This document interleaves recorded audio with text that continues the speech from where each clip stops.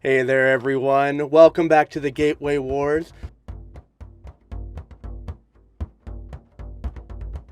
It's good to see everyone back here, but as you've noticed, we are missing our dear Turquoise Ferguson. No word as of yet what's up. Basically, something came up last game, and he said he had to deal with something, and we're just waiting on our friend to come back. And so today, we still have Art, Styx, and Marlowe, and of course our Spirit of Knowledge, Smash. And we are going to just kind of chat about our game a little bit and have a behind the scenes, what's behind the gate, to talk about kind of what we're all thinking and feeling about the story and our characters and the intrigues going on. And before I go with further introductions, last bit. Of course, as always, FeatherFall Tabletop Gaming is also brought to you by Skull Splitter Dice. If you want a set of nice metallic, customized dice and a variety of colors of regular cast dice, they're wonderful sets. I see all my other players in my other games have them. I still need to get my set, but I'm looking at you guys. And also, we've got Found Familiar Coffee. So if you need a little kick-me-up, a little wake-up juice to kind of get your early games going, Found Familiar Coffee is the way to go. Enough about me. Let's go with our ragtag group. Go ahead and introduce yourselves. Marlo, how about you give us a start? Yeah, I'm Marlo. You can find me on Twitter at Marlo Bogwitch, and that's Bogwitch with 2 G's, as my co-host on my horror movie review show says, like Snoop Dogg. I'm not doing a whole lot right now. I'm studying for exams coming up in the not so distant future, and I forgot how to study. So that's a thing. But I am doing, like I said, a horror movie review show on Friday nights over on DLive /Transient. We are currently working on reviewing the Hellraiser series franchise. There are 10 of those movies and 2 books, and I consumed all that. I did not consume the comics yet. Yes. I would love to hit you up to watch a horrible B-rate horror film that I was in a few years back called All Hell Breaks Loose, about bikers from hell stealing virgins for the devil. I am here for it. I will put that on the roster as my next suggestion. Wonderful. For us to watch. I am also on Wednesday nights in a game of Cult Divinity Lost. We are right now playing a series called Rat in a Cage. This is set in a prison. Despite all your rage. Yeah, we are rats in cages. I'm playing a cult leader there who is a pretty awful person. I'll say it. Pretty awful. She's in jail for a reason. And that's all I've got going on right about now, except obviously this game with these lovely folks. So thank you. Happy to be here. Ooh. And how about you, Art? All right. Well, hi, I'm Art. Nice to see you again. I got much things. I don't have much going on. Just kind of been doing stuff. Finding new things. I guess I can try to follow me on my Instagram if you want. It's Arturo. That's my name. It's Arturo. Then the letter D. Then my last name Hernandez. Then the word art. You guys can follow me on there if you guys want to check out some of the stuff I do.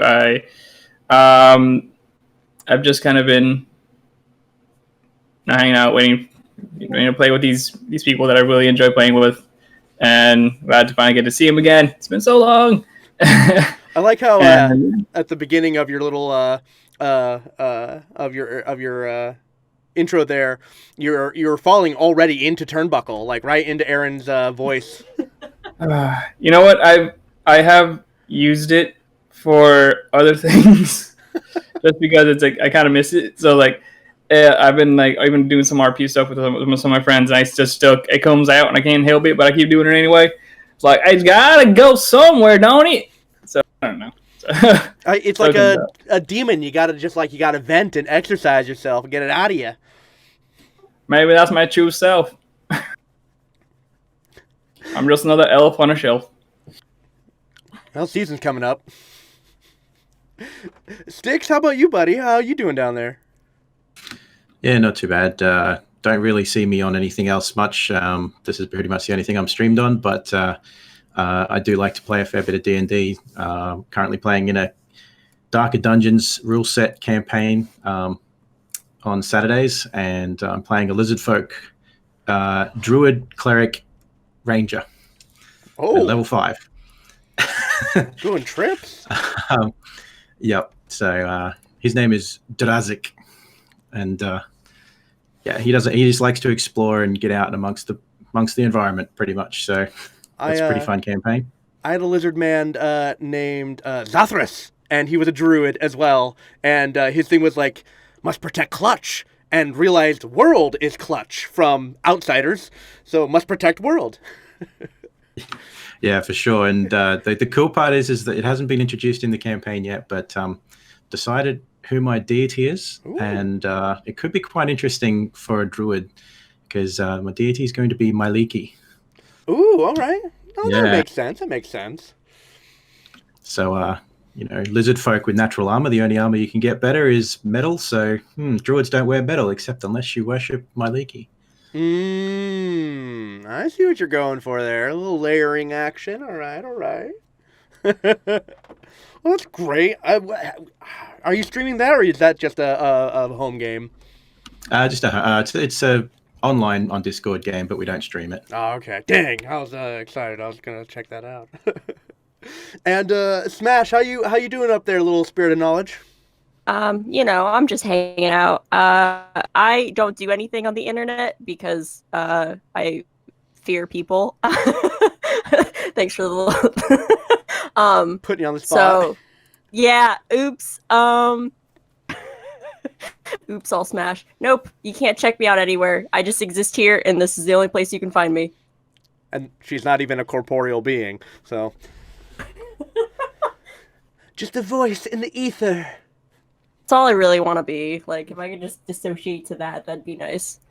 Hey, that's my plan. Next incarnation, when I'm done with this body, I'm going back out into the ether. Just be an amorphous thought consciousness. I am done with physical sensation and human emotional scales. I'm pretty finished with that.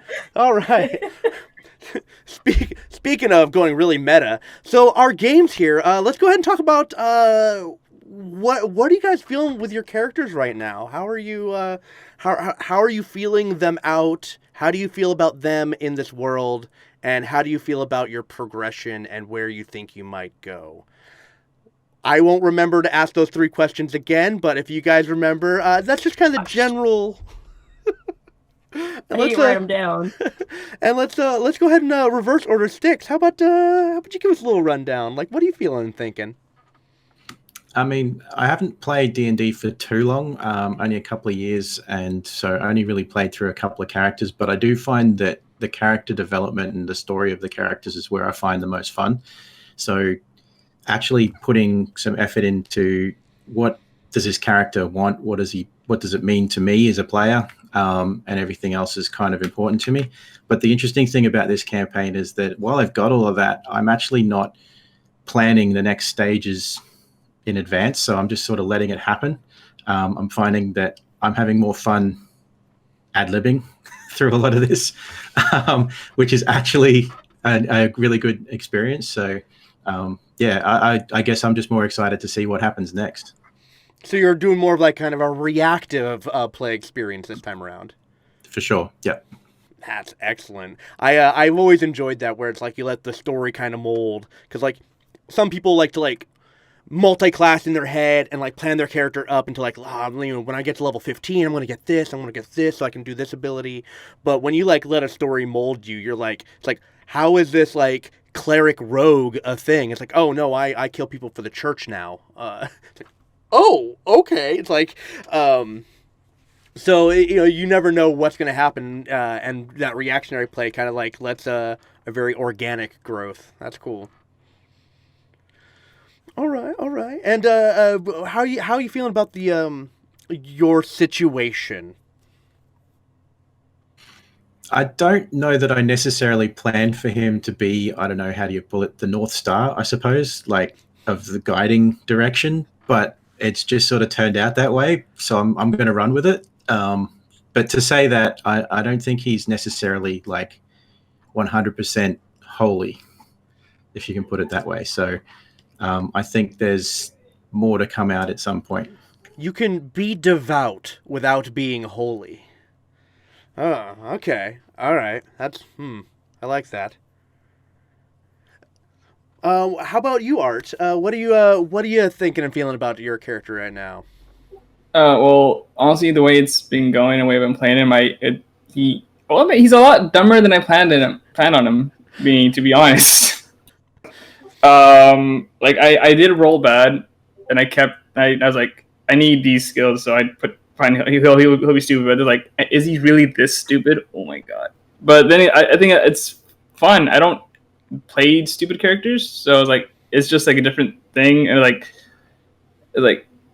I don't have to or really. It's weird. Like I can be more reactionary with his actions because he is like, well, he's not really paying attention, so whatever happens, going to happen to him.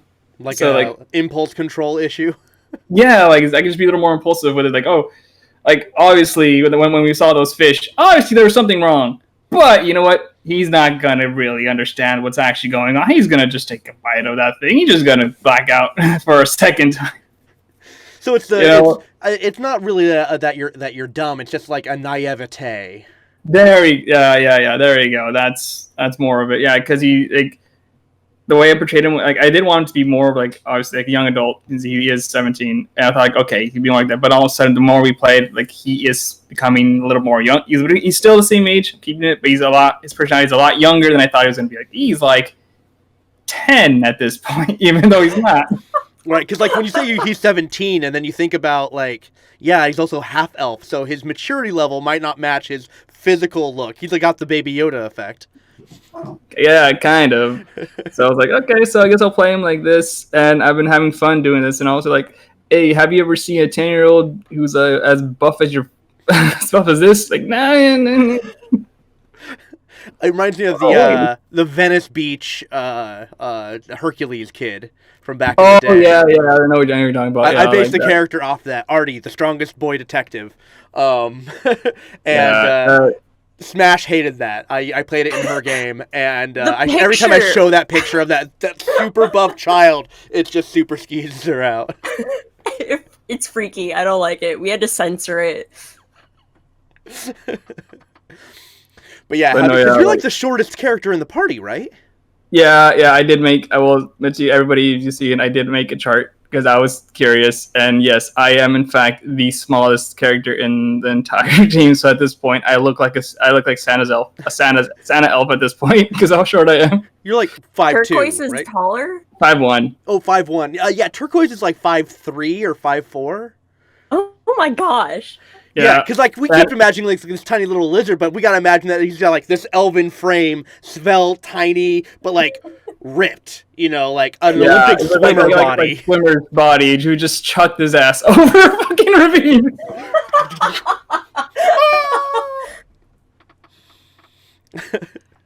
That's okay. IRL, I am probably the shortest, so that's totally fine. Well, let's jump over to you, Marlo. First off, if you want to tell us, how short are you? I'm 5'2". Okay. I'm quite short. It's not abnormally short, but it is still short enough that it affects my daily life. It's climb on counters, get to the high shelf height.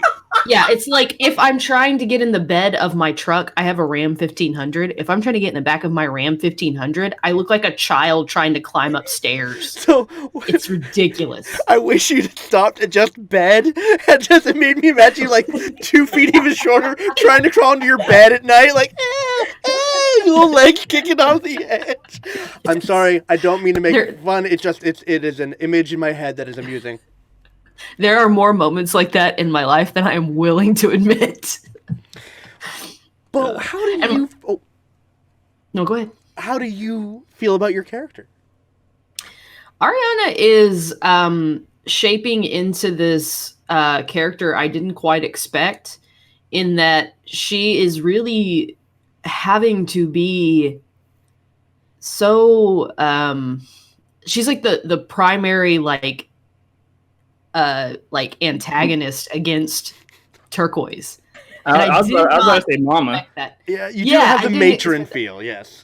Yes, yes, and I didn't expect that coming in, but it kind of goes with the like strangely with her class, her like college of what is it, nightmares, where she's like warns everyone like don't do this stuff, like it's bad, but it didn't intend for it to be like your mom telling you not to go into the scary dark cave or go into the van that says welcome, I have candy and puppies inside. Like, Yeah, it didn't kind of expect reminds me that. of like, it's like my spider sense is tingling.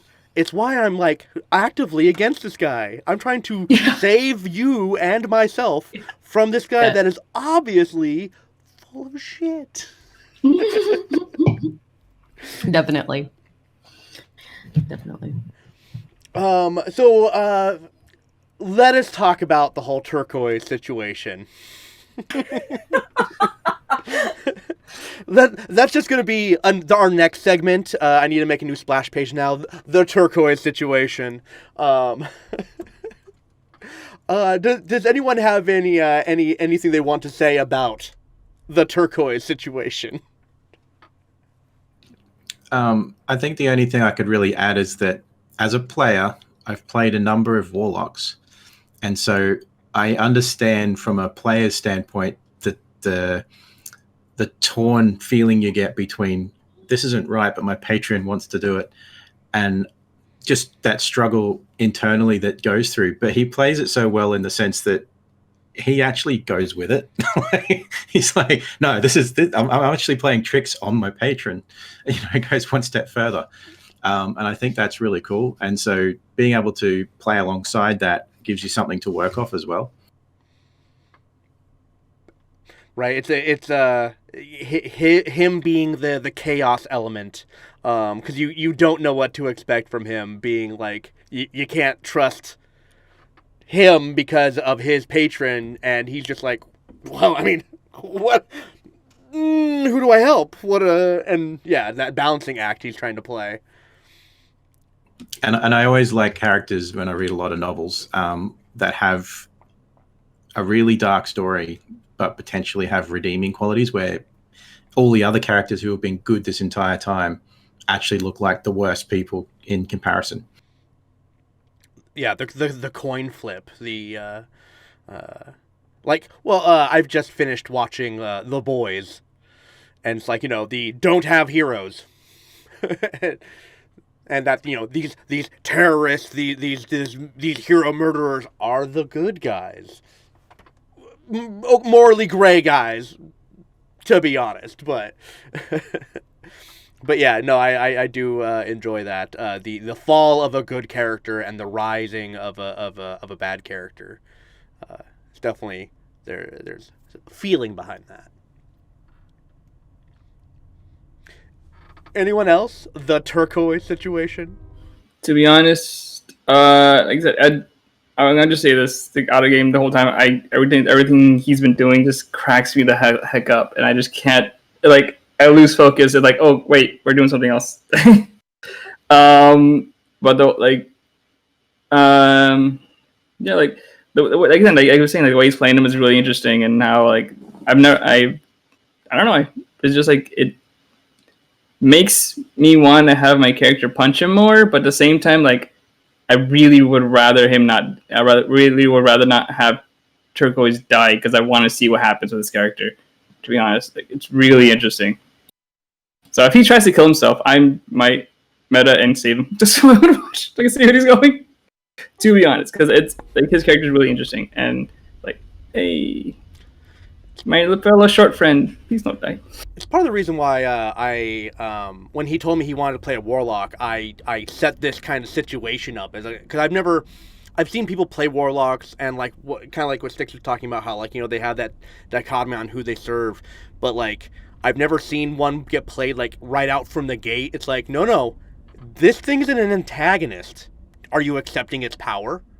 And to willingly say, yes, sir, I'm all about it. Give me that sweet, sweet magic in the vein, buddy. Like, that, like he's with us. the character was too great. And like, me, when it comes to characters, I can't help but try to mimic them.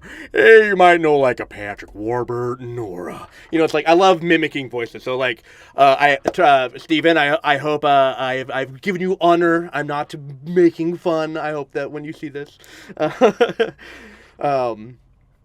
yeah, seeing how. Because he came on board and was like, when he told me about his character and everything, it was like I knew this was going to be chaotic, and he told me that like, hey, if I'm going to die, my character's going to be out of the game forever. I'm going to like quit the channel, or not the entire channel, but like I'm going to stop playing. And I was like, that's okay. That's a pretty cool concept. I love that, and I've not actively tried to save him. I've tried to always react according to the roles. Meeting your god roll 20 religion check sticks. Not subtle. And so like to see him just like not only like go with it but like really embrace it to the point that it's just like he almost seemed like a lemming in the fictional sense of they're suicidal, because he's like going out of his way to like be that barb in everyone's side, which I mean, your guys' reactions are the best, though. Just the. Usually, it's the glares that Marlowe gives. Those are always my favorite when he's talking and you can tell he's making shit up, and you're just like, that, yeah. It warms the cockles of my heart. Do you guys? It's tough. I'm sorry, I was gonna say it's tough sometimes with the whole situation because.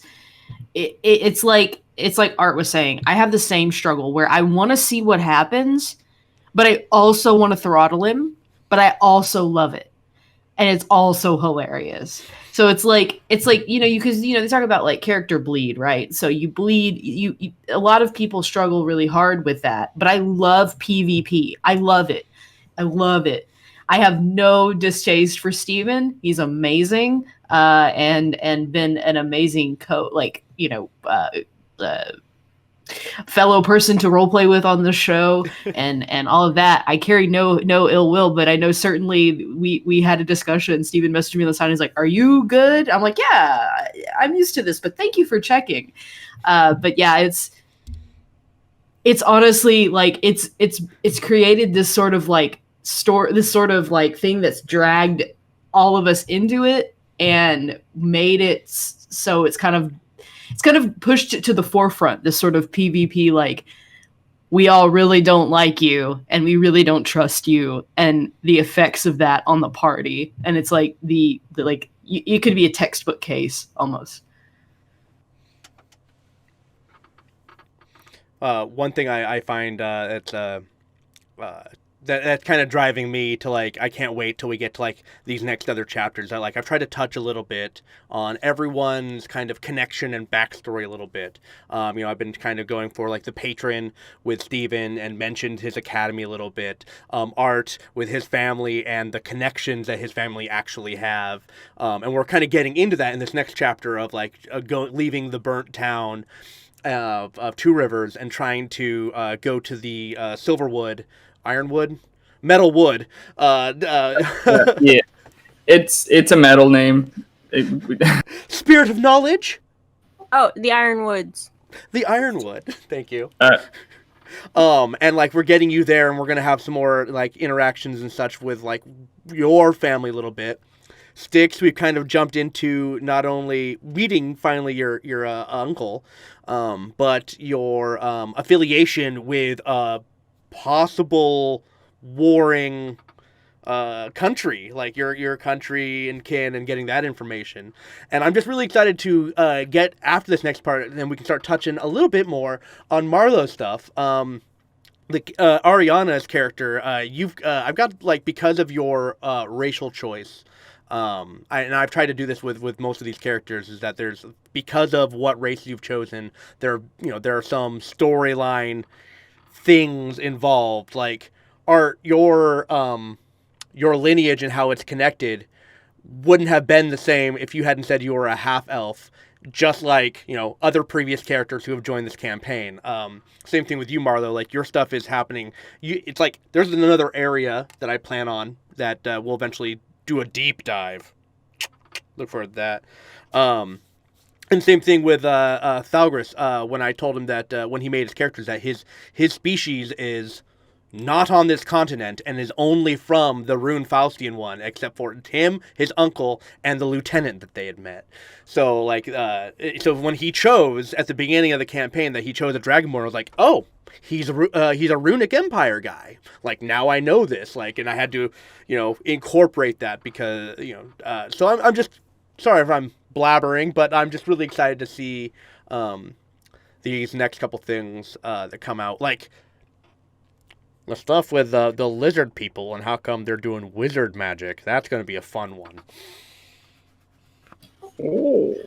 Wizard lizards? I'm in. Right? Wizard lizards. If anyone knows, like we had talked about earlier a little bit about lizard folk, is that you usually see shamans or religious folk like druids or clerics. You don't really see wizards because intelligence isn't really their thing. Wisdom is. They have lizard brain. Like, as soon as you die, you are no longer a person. You are now meat, and meat is food. So, like, a friend dies, you end up eating them because, well, they're not using it. They are meat now. So, like, having that high cognitive functioning, and, like, we all see Steven. Steven is a functional, like, well-rounded consciousness. He's not just lizard brain. And there is a reason behind that. So when he chose this warlock lizard man, I literally I created a whole new lore for my world setting now because of him. So I'm really excited to get to Marlowe's stuff here in the future. Because of her Aasimar state, and that's going to some theological issues, which that's something I've never thought about. What is your thoughts? Like, the Aasimar are supposed to be like part angelic, right? Part holy being, part deific. You literally serve a deific creature. You serve the goddess of Whisper Shar. So what do you know about Aasimar, or are you familiar with them, like, for your character wise, like, or is this like she's her and she's whatever she is? Are you talking to me specifically? Yes, because you're the one that follows a god. Yeah. Sorry, I yeah. No, you're right. I don't think he's really thought that hard on it as far as making that connection. To him, Ariana is just another person in the world. And I think that's got more to do with the physical form as opposed to a spiritual form. And that difference there. It's like, I can punch you, I can't punch a god. Well, I mean, at least not directly anyway. Somebody tell Kratos, because I don't think he knows that one. Boy. Hey, Kratos is a god too, so. Boy, do not trust the gods. They are nothing but peddling children. My goal is to get into better shape someday and be Kratos. Boy. Yes, perfect. Boy, climb the ledge. Indeed. And that's something I always loved about Kratos and God of War, is how I view most of my D&D characters, besides my latest one, playing a paladin for the first time. It's just these, like, gods are just better, stronger, more powerful beings. They're just beings. They can be killed just the same. And all it takes is the right knowledge and power to attain those same ranks. And I think that's an interesting part too, because whenever I looked at the classes of D&D, I have my history, my growing up was all very religious, like super religious, and I left that in my 20s and was like, that's not for me. Mm-hmm. And so never really thought of playing a cleric or a paladin that's very holy in that sense. It's just never really like matched with me. That's why my first character was a warlock, because it was like, oh, this is cool, like just playing something that's just anti everything. Little edgelord. But then with Thalgris being obviously a cleric, I've had to sort of align a little bit more with that to try and work out how would a religious person respond in this case. Like, it's not just a person's own morality, it's now spiritual as well. There's something more to it than just simply like, is it good or evil? It's now something else involved. Does it involve my doctrine? Yeah. Yeah, exactly. It's interesting that you say that, because I come from a very like non-religious pagan household. Like, my mom's a witch, my dad was just agnostic. He's like, I don't know, I don't know yet, and I'll figure it out later. And so my parents were always like, choose religion when you're an adult and you can make those choices, cognitively, and like, judge them with logic, which is, why I'm a Wiccan Buddhist Taoist Rastafarian Shamanic Hindu physicist. But so like having like, I'm also playing a paladin for the first time, and so it's trying to also get into that mindset of like, okay, there's like, basically it's a set of rules and doctrines to follow, and like, I've always been like free thinker, like do what you want, be a rebel, and to play someone who's literally guided by the nose on how they should act, has always been like kind of my antithema. And so playing that out has been kind of fun, because he's also, I decided to go with the trope of a dumb paladin. Ha ha! I serve Tyr, and if he doesn't listen, to hell with you. He's like just the most cheery version of Conan, and he's just like, no, I'm gonna fight. Why? Because that's what my god does. I love it. Let's just do this. I don't need to pray. My sister prays all the time. She's always got her nose in books. I don't get it. I'm not gonna learn about my god. I'm going to walk the same way as my god. And so it's been kind of interesting. It's like, because taking like, Tyr's a, basically the Viking gods. It's like, they say that Odin, there's the one above Odin, and they make that Tyr. And I was like, oh, okay, so Viking warlike, cool. I can get behind that. But yeah, getting into religious mindset and zealotry even. Because that's also a fine line when you're playing a religious character. It's like, do you go all in 110% and go full zealot? Well, I think that's the thing with Thalgris too, is like, I think we've had discussions when we were talking about the character and about being on a pilgrimage and things like that. And I was like, I really don't want to be preachy as this character. This character is not preachy. Like, I don't want to be sitting here just trying to convert every person that I come across, Though honestly, the way it comes across though is intriguing. It's almost mysterious, because like, when people will ask you things and go, well, my lady Shar, and you'll talk about her, and you leave things vague enough and with enough mystery that it almost seems like that's the pull of your religion. It's like you dangle a little bit of bait about what, how, her feelings and her doctrines, like my lady Shar's path is this, oh, well, a secret held is a secret known, or whatever, other little tidbits that you can throw out is enough for people to be like, I mean, what else? I mean, I'm curious. I could hear a little more. And I kind of see you being like, just adding that type of ministry and that type of outreach is just building intrigue and curiosity, because you're not only a religion that no one has seen in this land, you're from a country that these people know very, like, they know of the runic land, but it's across the ocean. Like, they don't, that's like seeing anyone from there is rare. So yeah, just having the novelty of being not only a dragonborn, a runic empire, and a follower Shar, you're like the most exotic of the exotic. Yeah, so I mean, it's going to be interesting to see how this plays out, and in particular, like I'm really curious, because we haven't seen a hell of a lot of Ariana yet. As far as like, we've seen the basic stuff of like what she does and what she's about, but who she really is. Mm-hmm. And I think that's something that I'm as a player, I'm really interested to find out as well. And that's kind of the mystique of Ariana, is she doesn't even know what she is. And largely with some of the choices that I've made as far as her appearance, there's a reason why. So her skin is gray, her hair is gray, but her eyes are gold. So it's like, rather than the typical, like, brilliance of what she should be, she's just kind of dull and like vague and unknown. She just doesn't know what she just knows her. She just like, my dad was different than everyone else, and so am I, and I don't know what that means.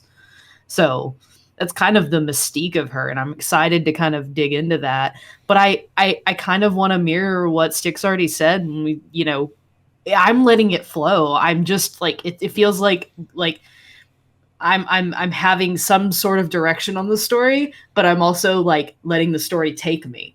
And that's what I love about this, is there's so much happening, and we can go, and I can just kind of let it ride, and then pick up and drop a few things and then let it ride. That's what I love about it.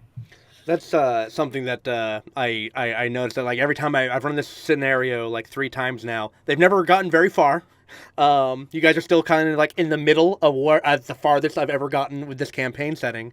But where you guys are at now with your storyline and everything is, nope, I lost my train of thought. Fart. I had a point I was getting to. I was there. I was that close, and it faded away. I kept trying to like scramble at it. Something about the other campaigns. I am so sorry. Bad host. Bad host. Oh, you're fine. You know, it happens, man. It happens. But no, yeah. So, song. Okay, now I forgot what I was gonna say. Hey, Smash. How are you feeling about this campaign so far, since you were one of our primary players in a previous campaign? It's very interesting to see the way you guys have gone about trying to solve problems, or the problems that are created by Turquoise, really.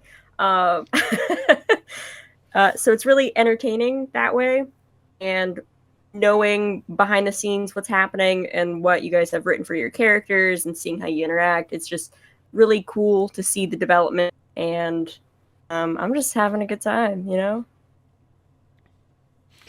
Oh, is there anything? I tried. I remember what I was gonna say now.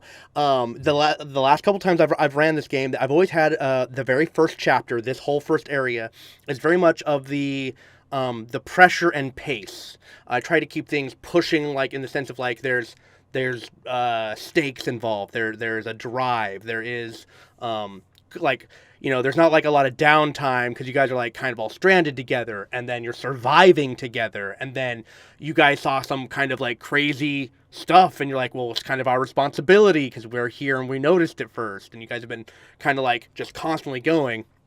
And that's kind of the whole pace of my first chapter, is just that kind of like move, go. Like you're kind of either like that feeling of being chased almost by the situation.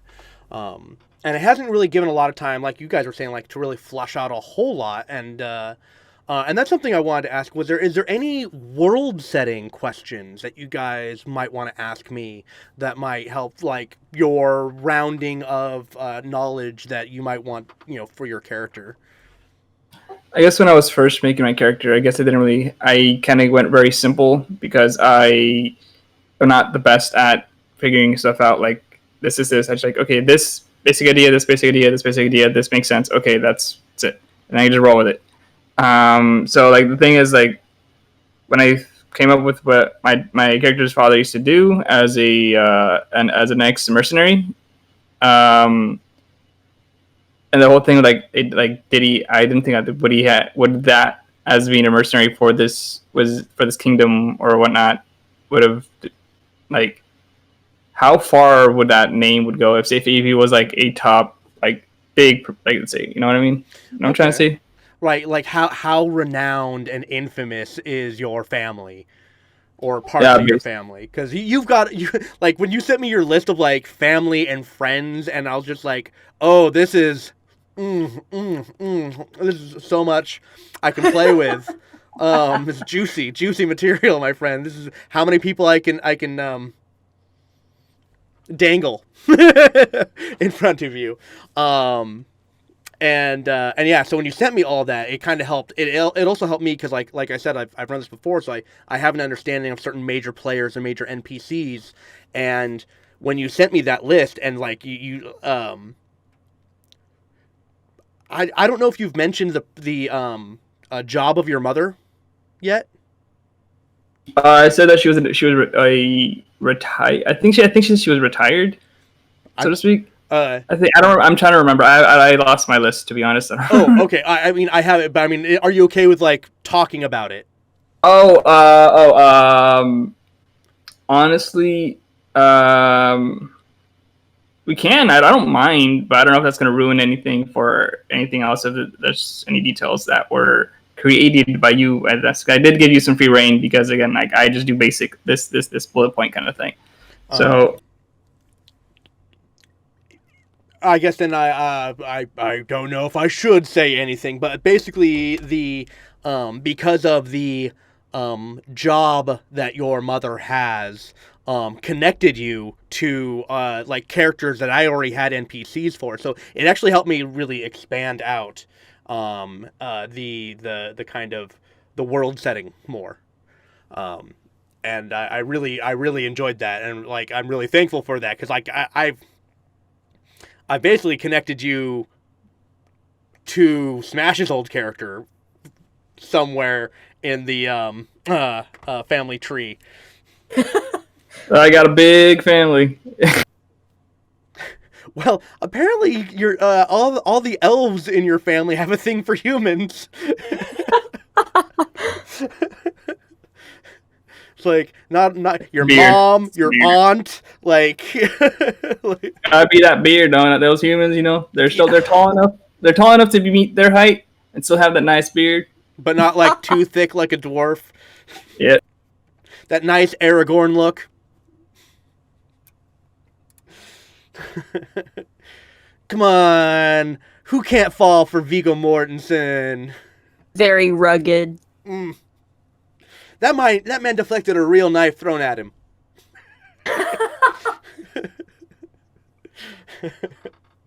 I did not know that. Oh yeah, the fight scene with the orcs at the end of the first movie. And there's a knife thrown at him. He just deflects it away. That was a missed throw by the stunt guy, and he just deflected it out of pure instinct because he'd been sword training and sword fighting, building up towards the film, and he'd gained some real skill. His instructors even said like, no, he's a good swordsman. Oh wow! Yeah, he's on my team. I'm picking him.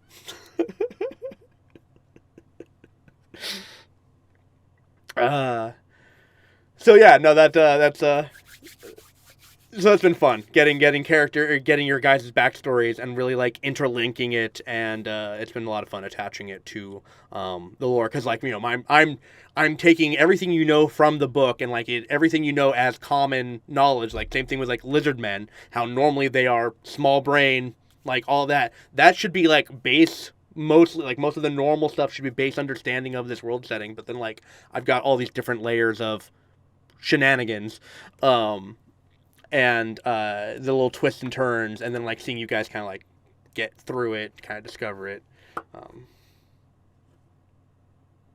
Yeah, I like this game, and you guys are really fun to play with.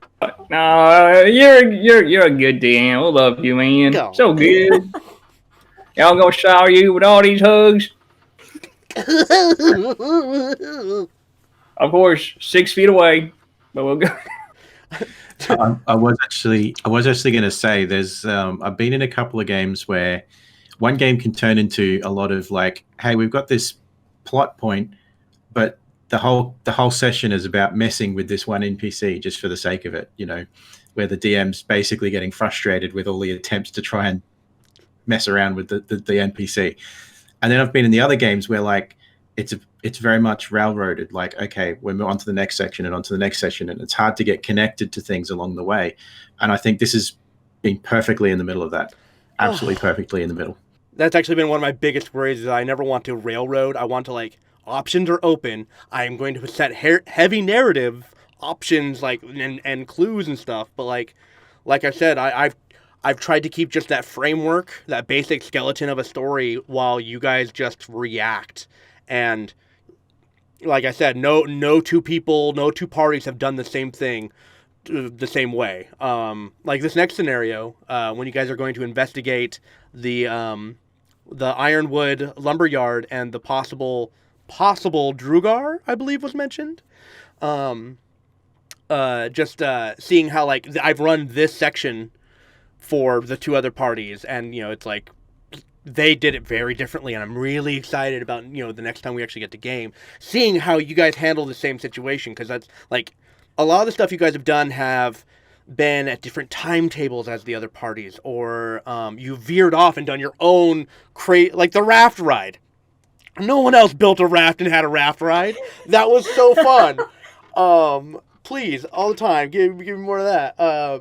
And so, like, yeah, seeing how you guys all change it up, and when you guys do actually do a scenario, an actual scenario that I've run before, as opposed to me reacting and trying to build my narrative around your guys' antics. When you guys are in the same scenario I've actually run, it's never been the same. And it's always exciting to me, because it's like, it's seeing the different permutations. And because also different character types, different character play styles, like it's always so. I was going to say the raft ride with the naked and stoned Aaron. God, and yeah, and thank you, Margot, for making the endowed one canon. That was I just thought, like, hey, like, why not? Like, I know. This also makes me like, I realize, damn, I'm short and I'm damn. And I'm the reason that it makes me so happy is because when I first started this, I did tell you guys I wanted to put an emphasis on like kind of like the improv setting of things. I want people to be reactive and kind of think like their character. And sometimes thinking like your character doesn't mean thinking at all. It usually just means reacting how they would. And so when you just spouted off that joke, oh man, I was just, I mean, you had all of us dying, and it's like, no, that's perfect, that's now canon, that's so funny, why not? I mean, the perfect example of that, I think, is when the lieutenant wanted me to kill Turquoise. And as a player, I'm like, I want to do this because I really like the lieutenant, and shout outs to Wolf as well for that. But I was literally like, I really want to do this, but I don't know that I should as my character.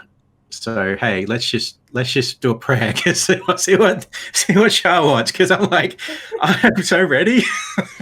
I'm not sure what the Algris is.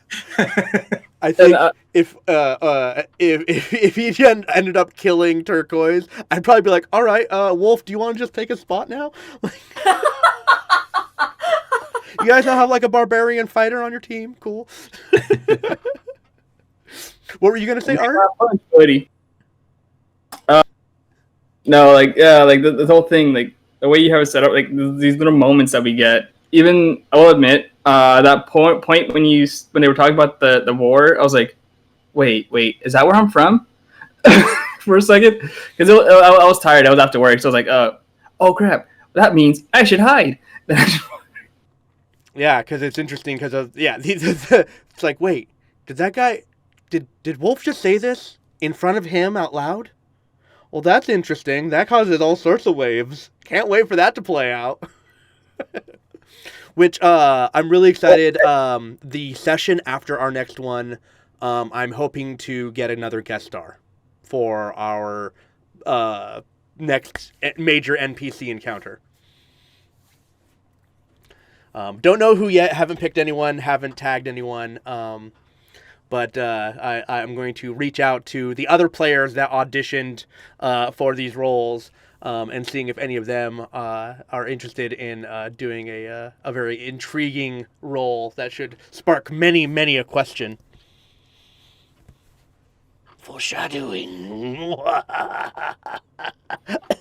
I know you're not really going to tell us, but I'm so curious. What happened to our little centaur buddy who ran over there to... Waggly! What happened to Waggly? Do you want to know? I can give you that for free. Gweggly has been at the front lines, running back and forth into the neighboring areas in the Ironwood. Not necessarily. It's not just your lumberyard that has people in it. There's also neighboring communities in the Ironwood, and he's been running survivors and refugees back and forth, getting them to Two Rivers where they have those supply tents. So he jumped in and was like, oh no, and just immediately started helping with the rescue effort. Yes, boy. Because, these aren't soldiers, these are citizens. So he's not at war with citizens. Now, if I do remember this, I might have a unintentional hug on Gregory. Gregory, you did good. Gregory is best boy. Gregory's best boy. Smash, can you remind me how the name Gregory came about? Yes, I remember exactly how this happened. Our group ran into a squad of soldiers, and there were a few, oh gosh, I think they were kobolds or goblins, and you had a voice for them that had a bit of a lisp to it. Because I have a lisp. And so in your character voice, you were like, oh yeah, Gregory's over there. And so my character was like, yes, Gregory. And played it very straight, and that just became his real canon name was Gregory. Thank you. Thank you so much. Yeah, going with the improv flow. And I loved that character so much, and that character became a fan favorite of our other party. That I wanted to give him a little cameo shout out. Because if you're a GM and you're not tying in all of the other cool stuff that you've ever played, what are you doing? You're supposed to have fun. You're the guy running a game. Just put all the things in. Just don't let it overshadow the players. Make sure the players shine. But because that's something I really don't enjoy is when there's an NPC and the DM has that power trip of well, I'm the coolest guy. Unless you're going to turn that guy into a villain later to make them hate them now. But yeah, just the whole I've got a badass NPC because I'm secretly just really want to play, but I have to run a game. Excuse me.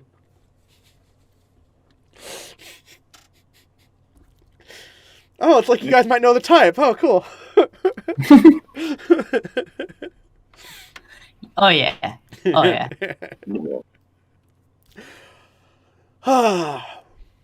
Right.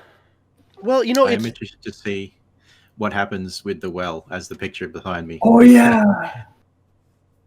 The little isn't that the little thing that he made the little girl sprinkle into the well, and then we got to figure out what's going to happen to the people in the water. Freaking turquoise. Oh, that's right. He tainted the water supply. Technically, the little girl tainted the water supply. Right. She painted the water supply. Turquoise just an accessory. I'm sorry, that part was. Why though?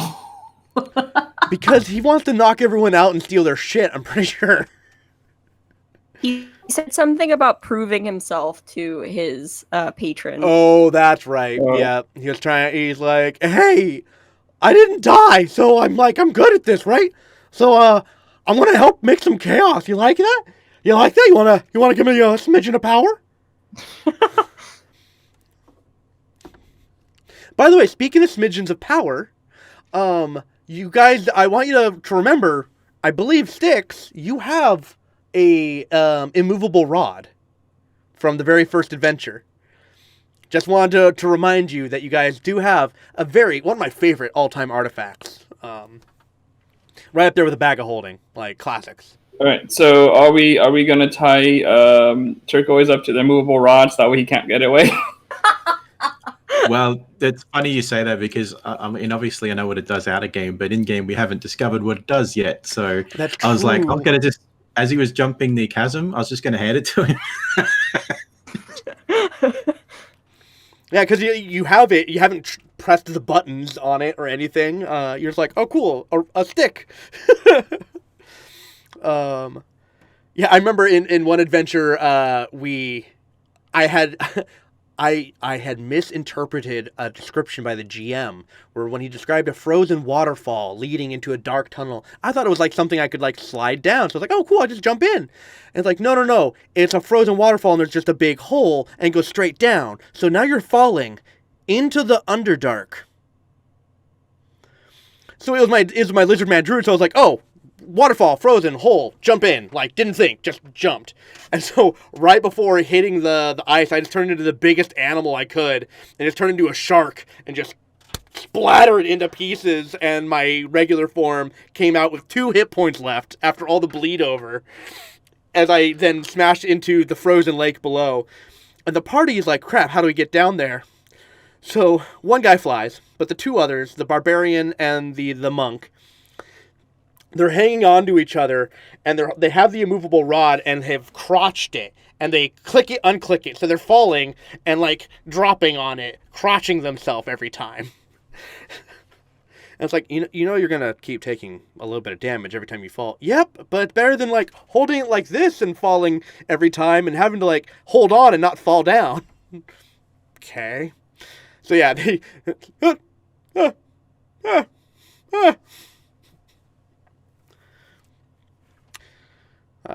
another fun one is like pinning an enemy down to the ground and then just click. Make a 25 strength save. Can't do it. You're not putting it behind a door. Honestly, like I feel like the dumbest thing I get because I'm still stuck with holding my character being dumb. What if he gave it to me and I thought it was like a staff and I spun it and all of a sudden I pushed a button and I get stuck in the middle of a spin? Like, my arm's not supposed to twist that way. I think the favorite one I heard was a group was like in an airship being chased by a dragon, and so he clicked it and let go, so it stayed behind while they flew on. The dragon had its mouth open to do dragon breath, and it just out through him. Didn't kill him, but it sure pissed him off. Yeah, I was thinking of what is that Thanos and Ant-Man meme? Something similar. Yep, the Thanos. Ant-Man and Enlarge, Thanos. reduce. Well, that was always like my excuse for like what was it, Beast Boy in DC Comics. Like, wait, you can turn into animals, and then it showed him in like cartoon turn into a germ. And like, wait, you can turn into a germ, so you could be biological warfare. Not only that, you could get inside someone's body and then just turn into a T-Rex and just pop. I mean, he's a hero, so he won't do that, but the fact that it's like, he could do that. Yeah, just that idea.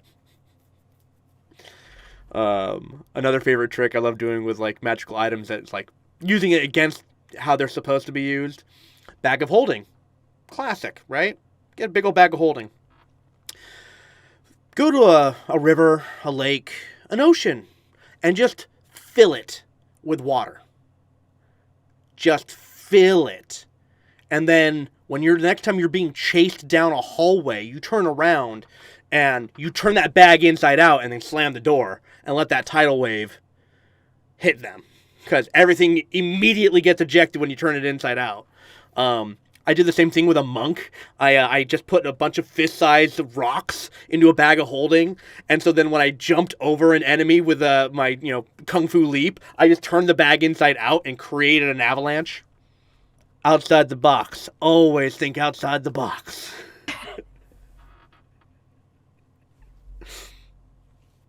No, yeah, like that's the fun part, being able to have these creative different not your typical ways to play. Like, oh, you have these skills. Why don't you just use like, oh no, but there's a freaking thing over there. I could use that. You don't need to use this. Like, yeah, I could probably punch him, but dude, that's a branch. That's better than my face. I do enjoy the rules for like improvised weapon. It's like, does it look or act like a similar weapon, like a club? Or, a great club if it's a big branch. It's like, yes, okay, use the damage equivalent. If it's something small and whatever, it's okay, it's 1 point of damage. But Tavern Brawler, I have so much fun with, because it's just like, cool, I'm going to throw this cup at you from 30 feet away. Now I'm going to use my movement to run at you and get a free bonus grapple on you. Basically turn him into like a Jackie Chan thing going on, which because you actually turned me on to the idea of trying to get that at this point, because it wasn't originally my idea, but now I was like, you know what? My favorite combo was taking the sharpshooter with Tavern Brawler. So one bag of 1,000 ball bearings becomes 1,000 rounds of ammo that you can just flick for a D4. And with sharpshooter, you're like, all right, I'll take a -5 and do +10 to damage. So I just hit a guy with 1d4 plus 10. So 11 to 14 damage per ball bearing that I can just throw. Heck, one guy, I ended up getting an antler bow. I had got this cool magic +1 bow. It's a golden set of antlers. Cool. And we're fighting gargoyles, and they have a weakness to magical weapons. So I I dropped my bow on the ground, grappled the gargoyle, and then beat him against my bow on the ground. Because it's a magical weapon.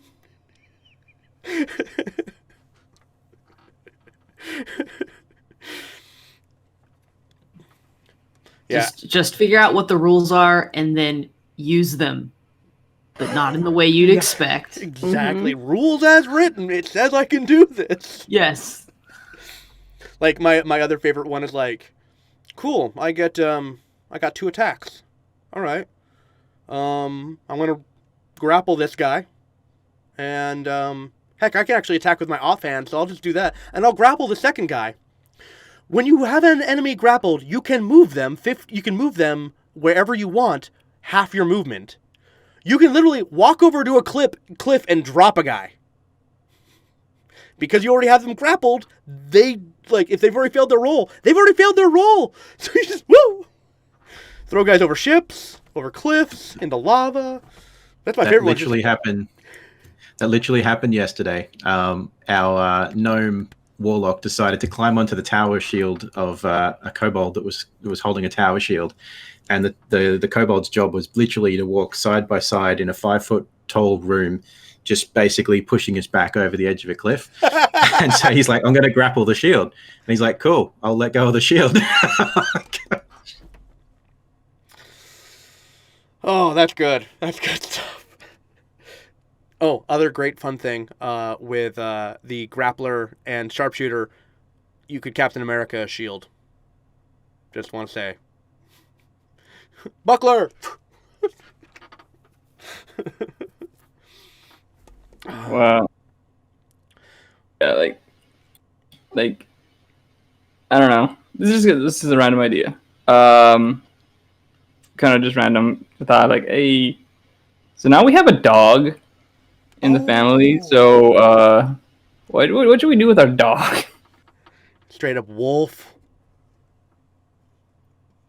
Isn't it basically like a Stockholm at this point? Just because, like, yeah, we could have murdered you, but no, we're gonna keep you alive. I murdered all of your pack and left you alive, but I'm going to feed you and take care of you. That is Stockholm Syndrome. All pets are suffering from Stockholm Syndrome. It's true. Yeah. But it was true, though. I wasn't gonna, like, when I was trying to talk to him, like, talk to the wolf, I'm not going to kill you. He might, but I won't. That part was true. Like, I'm not lying. That's emotional manipulation and abuse. Hey. My character's too dumb to know what he's doing. He just thinks he's being nice. Right. It's hard to put a modern lens on playing medieval games sometimes. Okay. Speaking of looking at things through a modern lens, watching Netflix, and I finish a movie and start advertising, like, those little screenshots of other movies, and White Christmas pops up, and the entire cast is white because it's an older movie, and I was just like, through a modern lens, this movie sounds real bad. Just White Christmas. It's like,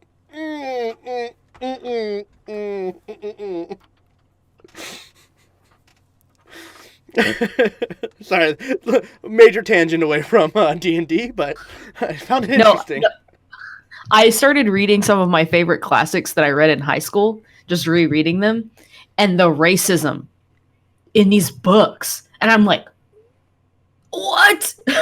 But I mean, it's a sign of the time, so you kind of accept it when you read them as classics. But like, yes, I'm feeling you. I'm feeling this conversation very hard right now. I was rereading The Wheel of Time a while back, and I was like, damn, this is super misogynistic. It's real bad. He writes the women all angry and horrible, and found out he was going through his divorce while writing the books. So I mean, I can see that skewing things, but just like, dang, like overall your world and your magical setting's kind of neat, but I really don't want to read anymore. Speaking of books, one of my favorite authors is actually an Australian, Ian Irvine, and you should check out his series on the Three Worlds. There's a few books in the series, so it's going to take a while to get through them all, but he's just released the latest two, and I cannot put them down. They were my biggest inspiration for my first character, my first favorite character from the book that I made. And I made him a warlock, an undying warlock, because the character in the book is like over 1,000 years old. And the spin at the end, which I'm not going to spoil here, but is just really cool. So I don't cry very often, but I was driving to work, listening to listening to it in the car as it was being read, and I was sitting there like tears flowing. I gotta say, awesome. What an interesting turn of phrase in modern society when it's like, oh yeah, this great book, I was listening to it the other day. Yeah.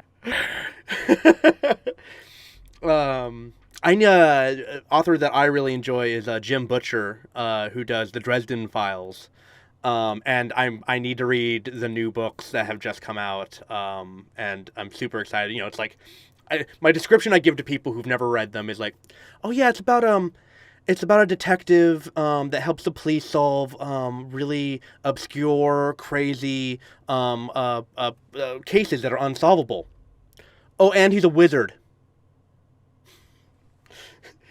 And my favorite thing about him was like, yeah, he's got a wand, and he's got a staff, and he's got the whole trench coat look. Yeah, he looks like a wizard. Then he still pulls out a fucking revolver and will still shoot your ass because he's like, magic doesn't solve everything. Harry Dresden is bae all the way. Like reading him, it's like, oh, like every decision that he's put into, it's like, well, this is what I would do, and he does it every time. I'm like, okay, cool, we're on the same mindset. I knew I had one of those martyr syndromes, but reading him, it's like, and I was like, I would do this. He did it. Yep. Okay. Nope. He has a martyr syndrome too. Good to know. But now I need to look into these and have a listen read for some of these. When you for the Dresden Files, I can't remember if it's the third or fourth book, but once you get to Deadbeat, the third or fourth book, you're going to be hooked, and you're not going to be able to put them down, and you're going to want to have to eat all these other books that come forward. You're just going to just scarf them down. Because the first one's like, oh, okay, interesting. There's magic involved. Episode 2, it's called Full Moon. There's werewolves involved, kinda. All right, cool. It's like, all right, these are kind of episodic, very standalone. But once it gets into the third or fourth book, Deadbeat, it starts getting very much more connective tissue, and it starts getting into a much more wider Dresden-verse, as they call it, a much wider net. So just kind of a random question is has any of these books or anything that you read actually inspired this world that you created for this campaign? This campaign was inspired by Shining Force, a Sega Genesis video game that I played religiously as a child, and then took a smattering of 20 years life experience and a little layer of Dark Souls for morbidity, just sprinkled on the top. But all of the major cities, all the major NPCs, all the major, all the landscape, the maps that are in my head that I'm running you through, all straight from the video game. I then just twist and contort the hell out of it. I add new towns, Two Rivers is a brand new town that never existed. But Guardiana is the original kingdom and not Gardinia, but, I don't want to get sued. The Rune Faust Empire instead of the Runic Empire. But yeah, it was like a tactical JRPG, wonderful art design for like Japanese characters, and centaurs were a normal playable character race, and like they're all knights with jousting lances, and it was like. And like it was very much like Fire Emblem. Every time you attacked an enemy, you would go to a cutscene, an anime cutscene where it showed your character fight. And the world setting just really hooked me. The art design really hooked me because like there's steampunk elements. There's beast people. Like there's straight up like in this video game there's an armadillo man who's wearing steampunk armor. So it's like armor on top of armor. He has like the lowest movement stat, so he doesn't move very far, but he's got like the strongest defense armor. And it was just like, cool. This is really wild. I'm in. And I played that game so many times because you have so many characters, you can only have so many, so you did like all the different combinations of characters, and so I just have that world setting so memorized and ingrained in my head since I was a child that it's like, write what you know. That's my skeleton. So like I said, when I keep talking about like the skeleton I'm basing everything off of, and you guys are kind of doing your own thing, that's my skeleton. It's just the video game. Like, if you had gone this direction, I know that there's, like, a cabin over here where you can meet some random cool NPC character who might help you or not. It's like, because that was in the video game. So I just ripped it and just twisted it, put it back in. It's funny you say that because, like, the book series that I was talking about before, I've already started to, as I was reading it, I was like, this is so well built for a D&D campaign. And I'm just like, I can go pre all this storyline and build a campaign around this same world, but before all the events happened. And it's called Three Worlds, and just start out from somewhere. It's the Three Worlds setting. Okay. But it's the first book is A View from the Mirror, which I actually picked up back in 97 and was only out that year. And they still released only just the last two books just this year in the last couple of months. So okay, I'm going to A View from the Mirror, looking that up now just so I can have it. I mean, the first chapter or two in that book, I was sold, like, the second I got in. But the world setting itself was just perfect for a D&D campaign, and I'm like, I got to use this. And you said it was Ian Irvin? Ian Irvin, yep. Nice. Done. On my list. Bookmarked. Gonna have to take a look into those. Excellent. Wow. Is there anything else that we want to discuss? We've been at this for about an hour, 15 minutes, with our non-episode. But yeah, if there's anything that you guys want to discuss or anything about the game campaign or just us hanging out that you guys can think of if you want to bring up, or if you feel like we should probably wrap it up here soon, take a consensus. Well, I don't know, to be honest. I want to say something. It's like I've had something on my tongue, but I keep forgetting. You should probably wash that down. Yeah, probably. It's funny, like even I will say this though. After playing for you guys for a few games, I do have an unintentional burst of Southern accent just pop up at random moments, and like right now, that one that I did right now was not intentional. That just came out. So I would be at work. I would be at work helping out a customer, and all of a sudden I just start having that drawl coming out. I was like, oh, dang it. I feel you, bro. In games, I feel like we're the in-game bros. Yeah, bro. Why are you doing that? No, damn. No. All right. Give me 1 second. As a native Texan, I approve this. Thank you. I've been trying to condition my voice more and more. I've got the Afterworlds podcast. We're on episode 17, I think, right now. Which is our post-apocalyptic, based off the LARP, comedy improv podcast. And every week I have to talk like this. Hi, I'm Harvey Barrel, cybernetic mutant of the wasteland, and your personal friend. And I just talk like this and just make up shit all the time, every week. And, it used to be doing this voice for a couple of days on end, I would get really hoarse, get a really nasty voice, that's just raw dogging. And now, yeah, you heard me. That's when you eat a dog raw, and just like it gets into everything. Every time I've tried to make an eating dog joke on my podcast, our editor keeps cutting it out because he loves dogs. Anyway, so now that I've been doing this weekly instead of 3 times a year for a weekend, I've now conditioned my voice and it handles this gravelly, handsome voice now rather well. Doesn't hurt anymore. But I find that when I do this voice, it's hard to break. I'm very comfortable in it. I feel very powerful, very sure of myself. Like, yeah, I can crush a man's skull with my bare hand. Because it's made of metal. Like, I have the mindset of a mutant from the apocalypse. It's great. But, yeah, then I have to come back, and it's not as fun. It's really funny how a voice can do that, because for the podcast that I'm on, Sins of the Father, I play a kid, a 13-year-old girl, 14-year-old girl, and she's got a voice like this, and she's a very plucky kind of girl, you know? And so when I do that, I become that plucky girl, and all of my gestures and all of my actions and the way I move my head, it all is like a characterization. So I feel that. Immersion acting. Yes, it is. Yeah, the playing children is one of my favorites. I played a 10-year-old necromancer. Hi, I'm Trevel Morttiller, and me and Grandpa go everywhere together. Grandpa always protects me. I mean, he kind of has to. And yeah, like, I think I've talked to you guys about him before, but it was just the idea of like, let me play with your perceptions and your misconceptions, and let me play an innocent necromancer, one who's like, no, magic isn't evil, it just matters how you use it. And then yeah, Artie, the strongest boy detective. All right, I gotta tell you a little story about Artie, strongest boy detective, and how he got that title.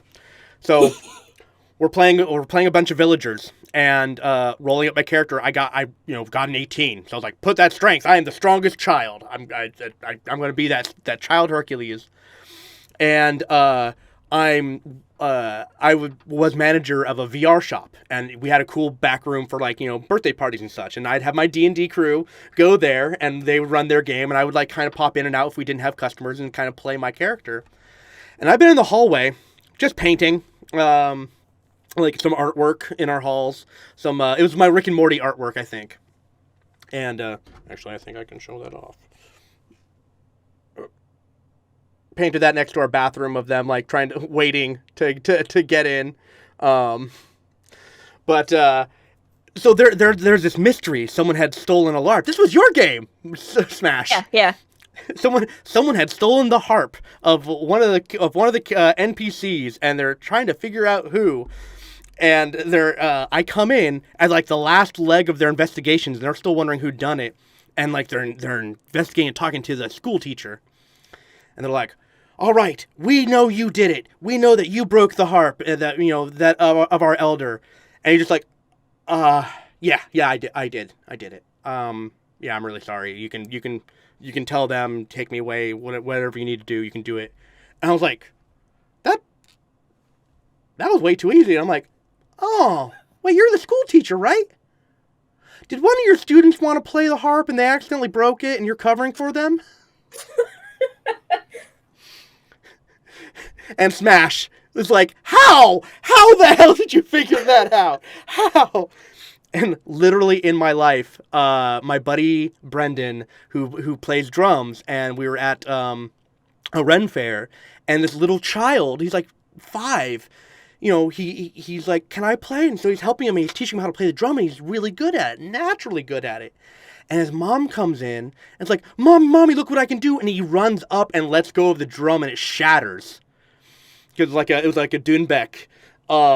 And I was just like, that scene popped in my head once I saw this guy, once Smash described what this guy said. And I was just like, oh, did this happen? It was like, how the hell did you know? It's just like, because I'm the strongest boy detective. And that became Artie. He called out my mysteries like 3 more times after that. And it was just like, damn it, Artie. Like, you're too smart. You're a child. You're not supposed to be doing this. Stop solving crimes, young child. Well, if you can't solve it with your brain, I'll solve it with my muscle. Don't make me bring out these warhammers.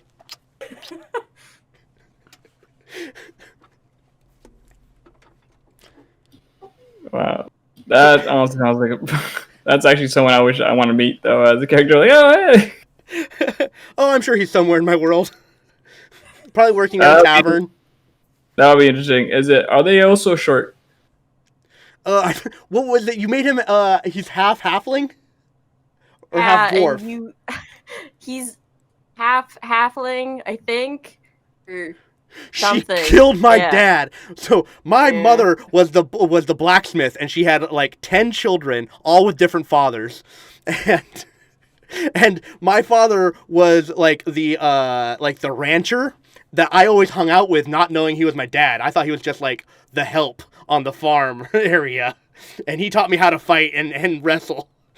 And we come back and she's killed him. A shapeshifter took his place. It was revenge because I killed her dad.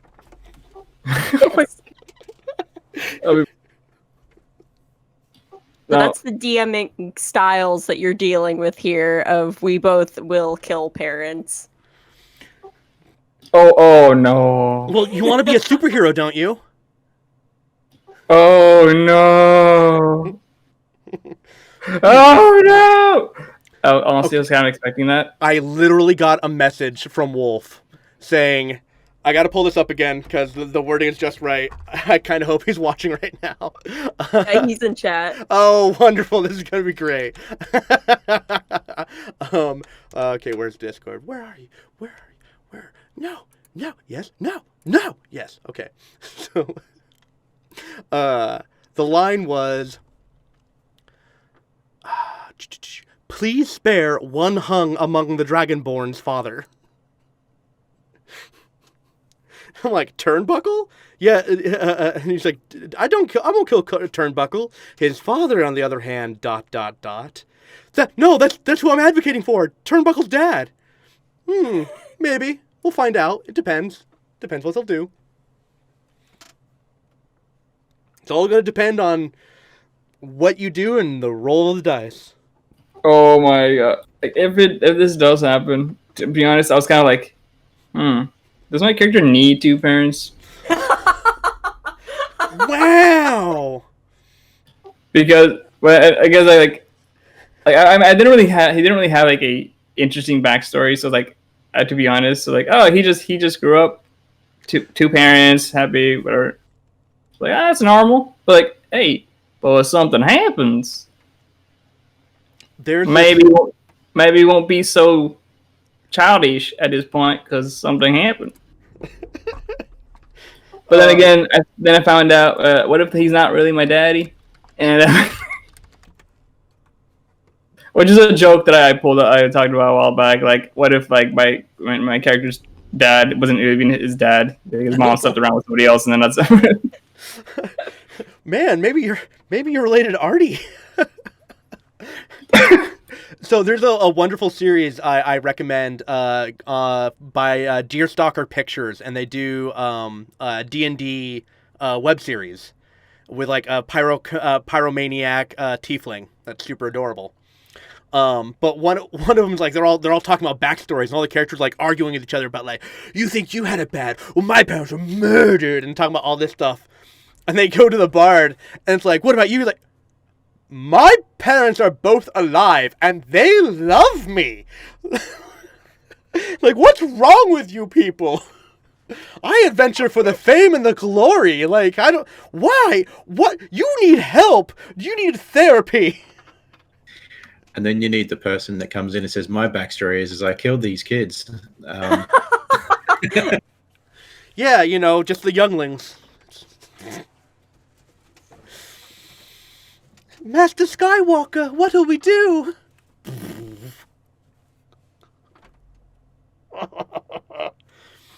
I'm playing a blade singer at the moment, and he's a pirate, sea elf. and he's 300 odd years old, but he spent the last century locked away in a prison. So he's only just got free, and he's out to try and get as much gold as he could because he was robbed of it. And the parties are very like, we share everything. Everything's a shared environment. The sorcerer has already had words with me. So, in Smash's party, one of the players left the game.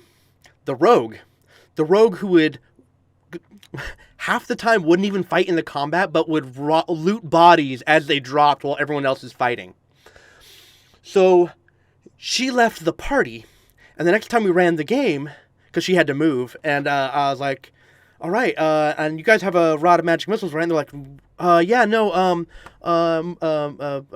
Mochi had it. And it's like, oh, they're not here.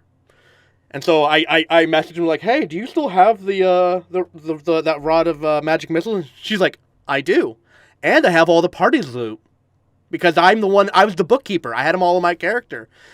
And so I was like, well, she left the party. She left a note saying, I've got to go. Good luck to you all. So you guys now have 0 money and are lacking a couple of your magic items.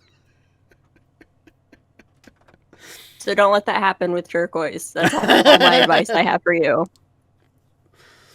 Which I hope he's okay. I hope everything's fine, and maybe just, we got, holidays are coming up.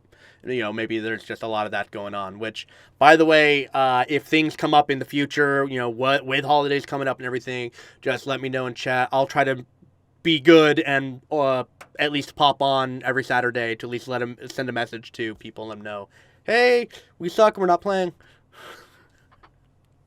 But I would always rather play with a full party just because the dynamic is really strong, and Turquoise is such a wild element that playing without him, like, I don't want him to die. I feel like he'll be our golden goose if we kill him.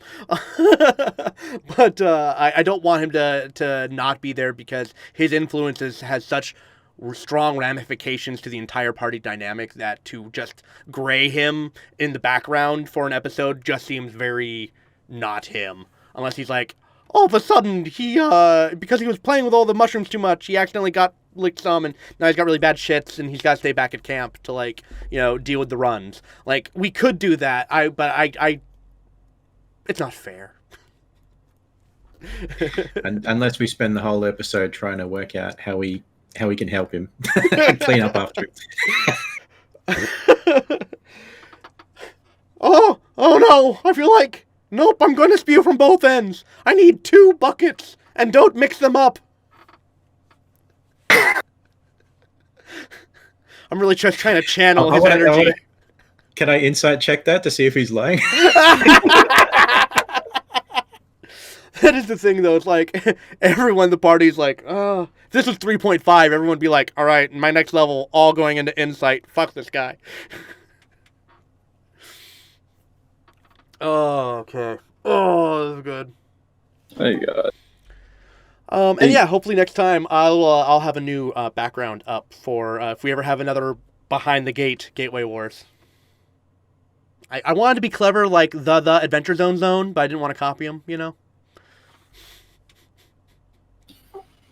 Or you could always put us literally behind a gate, and the whole time we're just like behind a fence, and that's just just like bars, just like barred grating from like a door, like, and so you just see like through the bars when you're trying to see the characters, like, hey,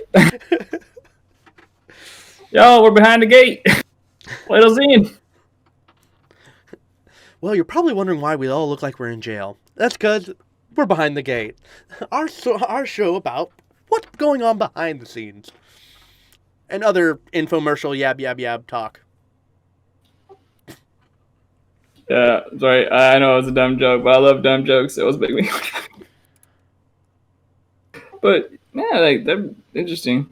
Honestly, to be fair, this is the first time I've actually seen our background. I've never actually really looked at it. Wait, what? Wow. So I didn't know that that Thalgus was under me, and that Ariana was on the bottom left. You never actually look at the I've been stream. wanting to do like this whole thing was like I look through the camera at my camera, but I'll also look at the direction of where they are to like talk to them. I was like, I'm talking to like probably for all I know, trying to talk to the holographer. So I'm looking at Turquoise the whole time. I was like, no, I'm not talking to you. I'm talking. So because I have the OBS stream up, I actually see what's currently being streamed. So like whenever like Thomas is talking, I try to like kind of look down here, but like look out of the corner of my eye or over here from Margo, and I'm like looking over at you, pointing up at Smash. Oh my. Though it's weird trying to watch it via the Twitch stream just because there's that delay with everything you do. Echo, echo, echo, echo. Yeah. Like I am honestly like I'm happy. I am gonna say it up. This has been a really fun experience so far, and like I'm happy that you decided to choose me to play with you guys. It's been really fun, and it's been a great experience so far. And this like for all who was watching, this is my first full campaign. I've only done one shots the whole time, and I used to play this. I'm gonna play this, so this is the longest I've played a game. Oh, that's awesome. You finally get to develop a character like more and more than just like, having an idea for a character and play him one time. Yeah. Usually it's like, oh, this guy hits things. Okay, this guy's got a sword, shield. Okay, he is smart. All right, we're good. Let's go. When it's less of a role-playing game, more of a strategy board game, right? Yeah. Like I did one where we were inside a tower, which it was one of my first ones, where like we go up the tower, but every room is randomized. So like, and I was playing a Goblin Monk. It's one I like. Monks is my favorite. The Monk is my favorite class in D&D, so I love playing Monks. So I was playing a Goblin Monk, and I like the thing. Like it's even though it was a one shot. Like we played all the way up to we got to the top level, and we were about to fight a dragon, and we had to stop the game at that point. It's like. I had a ring that I filled it up with freaking like with the fireball spell that I wanted to do a Kamehameha wave kind of type punch thing at this dragon, and I didn't even get a chance to do it. I was like, dang it! But like that's why I like it's fun. They're fun. I don't hate it, and I'm happy that I'm able to play with you guys and have this actual full experience of a full campaign, and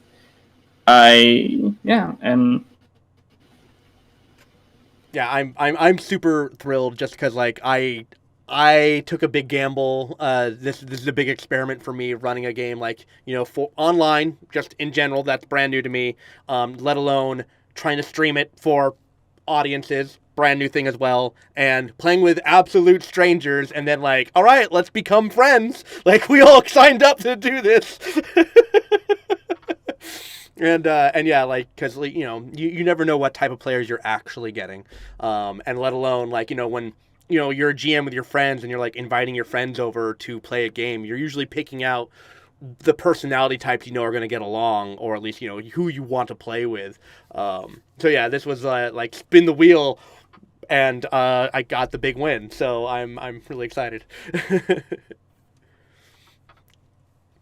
I mean, I said I wasn't online for a lot of stuff, but I have played in a couple of one-shots with FeatherFall. One was the Githyanki Gulag with Hitchhiker. I did play that game. I played it as a College of Swords Bard Tiefling. Basically, if you've ever played the game League of Legends, think Shaco. That sort of like jester demon sort of guy. And then the other one shot I played in was with Jen, and I played a water genasi who rode on a giant crab. So. Oh, yeah. I had a half orc druid who had a summoned water elemental and a chul, which is like a lobster man, riding inside of it, and we had an awakened shrub that would sometimes ride on top of it like Rocket Raccoon style with a freaking artifact weapon we made called it was like an ice ray. It's pretty much like burning hands, but with freezing cold, and instead of catching things on fire, it slowed you by 10 feet. That was fun. I have so many characters. I have so many character concepts built up. it's just like, which is the right campaign to play this one in? Oh, the funniest thing I ever did with the water elemental though is that we're literally fighting elemental cults, and so we're in the water elemental cult cave. Like they serve like a demon god of water elementals. We come across a pit of water where there's a bunch of quippers, basically like the piranha in there, and I'm like, oh, I'm gonna have my water elemental just go down there and scoop them all up into itself. And then the next time we ran into some enemies, it just did an engulf and pushed two guys into its body. And so not only did it get the drowning engulfing damage, but then the piranha got to attack them too. Combos. There's a character I have that I would love to play at some point. It's his name is going to be Timpani Jax. He's a furbolg who is a samurai, a zealot barbarian, and a College of Eloquence bard. Nice. Okay, wait. College of Eloquence bard. A zealot barbarian and a samurai. So straight up just a samurai. You are a devout warrior to your clan, and then you have like all the calligraphy and all the artwork stuff. That's Pretty beautiful. much, yep. That's a great combination. Mm-hmm. Is anyone here listening to the Adventure Zone currently? Not up to date, but yes. One of the McElroy brothers is playing a furbolg. And he does not understand the meaning of name. He is furbolg, and you are you. He's taking a class, accounting. Does not understand what bartering with coins mean. He's a very, very, very funny character, but doing the furbolg like mindset, it always just makes me giggle. In one of the first campaigns I ran, one of the characters was a furbolg who was a druid, and he goes, "Some call me Drew. Some call me Ed. Druid." Yeah. Yeah. Shout out to Corey. Much love, buddy.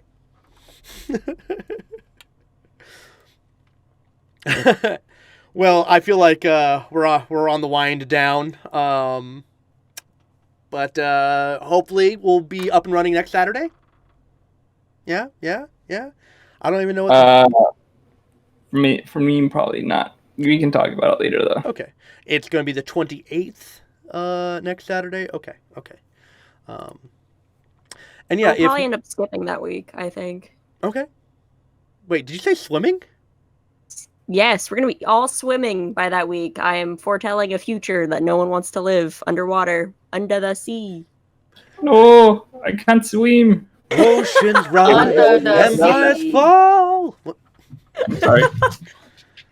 Yeah, no, it's not so good for me. I'm wearing heavy armor. You can just walk.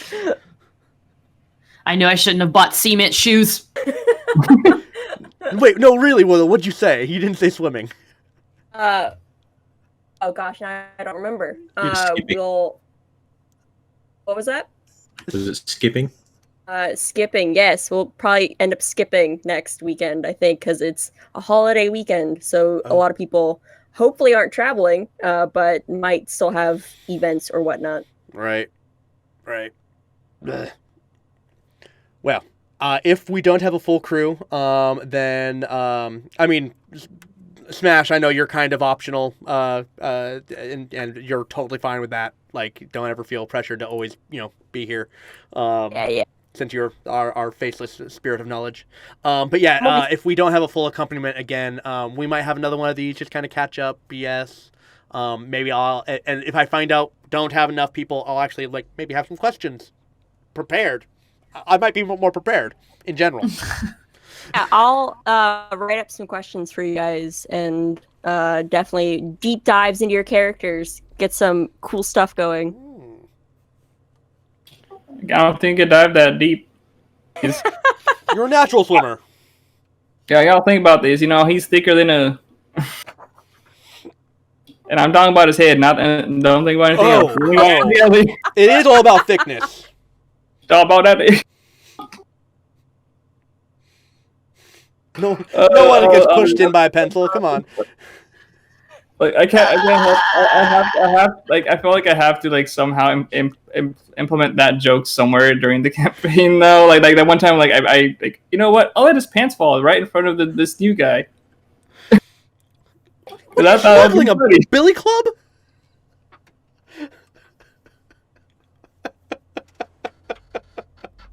I just had like, oh yeah, it's even more impressive than Dragon Board 2. Like, whoa, weird. Okay, there. All right, before we end this, I've got to find. Yeah. I got to find one. I found this hilarious little TikTok video that your characters reminded me of. Oh no! Come on, roll them dice. Is it going to be here? Where are you at? Of course, there's something I found on my freaking Facebook, and that you can't just look it up. Basically, it's imagine the audio of but like way faster, super fast. But basically, it's like this guy's like, "Haha, Bard, you don't have your instrument. However, will you play your music?" He's like, "I don't need an instrument," and it just shows pants drop, and it's just him doing this and just wiggling back and forth, and you just.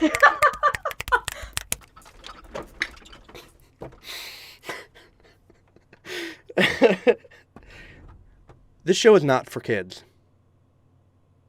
That's an interesting use of the spell enlarge reduce.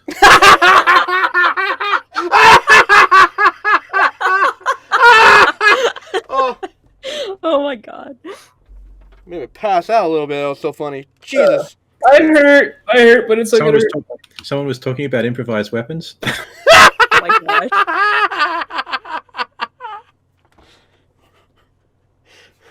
Oh, there's more. I'm waiting for it. I can feel it.